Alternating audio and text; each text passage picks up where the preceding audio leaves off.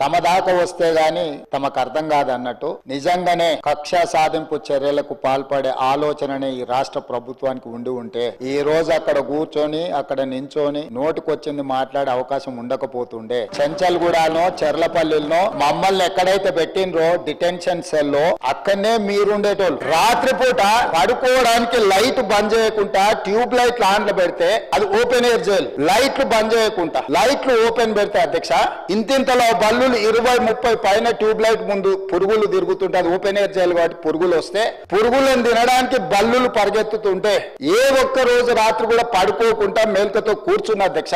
బయట constable light బంద్ చేయవా పడుకుంటా అంటే లేదు సార్ పైనుంచి ఆదేశాలు ఉన్నాయి, ఆ ట్యూబ్ లైట్లు బంద్ చేస్తే మీరు పడుకుంటారు కాబట్టి ట్యూబ్ లైట్లు ఆన్లోనే పెట్టమని. ఆ ట్యూబ్ లైట్ స్విచ్ బయట ఉంటుంది అధ్యక్ష, లోపల ఉండదు. ఆ చిన్న బాత్రూమ్ చిన్నది కూర్చుంటే బయటకు కనిపించేటట్లుంటుంది అధ్యక్ష. కరడు కట్టిన నక్సలైట్లను బంధిస్తారు.